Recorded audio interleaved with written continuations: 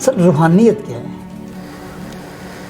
روحانیت بھی ایک خاص وہ سیڑھی ہے جو آپ کو اللہ اور اس کے رسول صلی اللہ علیہ وسلم کے احکامات کے قریب لے جاتی ہے. اور میں اس کو مثال آپ کو اس طرح سے دوں گا کہ ایک انسان بظاہر نماز پڑھتا ہے.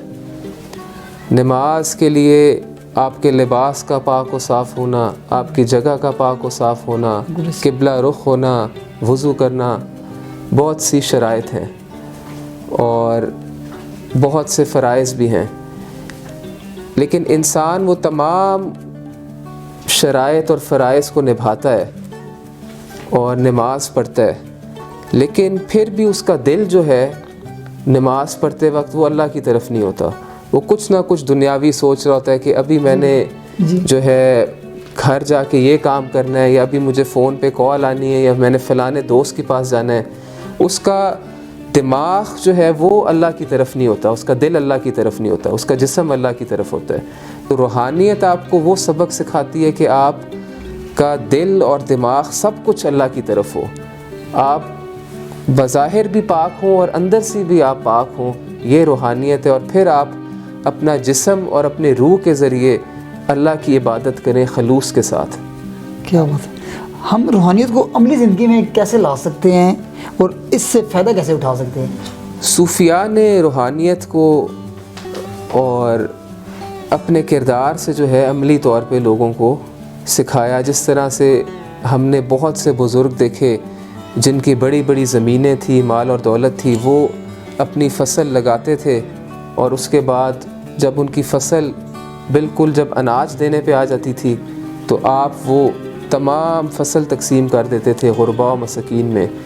اسی طرح سے جن صوفیاء نے تجارت کی، انہوں نے خود تجارت کرتے ہوئے اپنے مال کو بتایا کہ بیٹا اس میں یہ کمی ہے، اس مال کا یہ فائدہ ہے.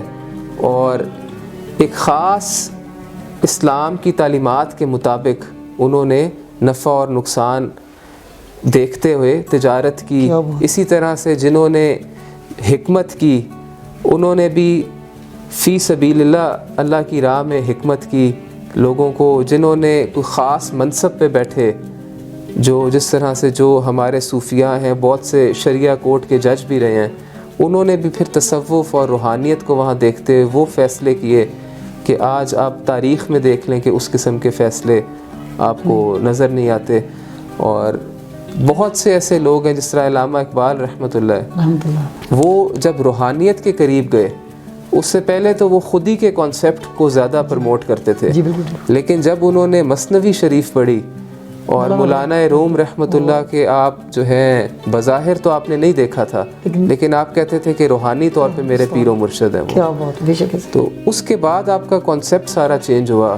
آپ روحانیت کے قریب آئے، آپ نے اولیاء اللہ کے قریب آئے، اور اس کے بعد پھر آپ نے جو کلام لکھا آپ اس میں دیکھ سکتے ہیں کہ کتنی محبت، روحانیت اور علم شامل ہے.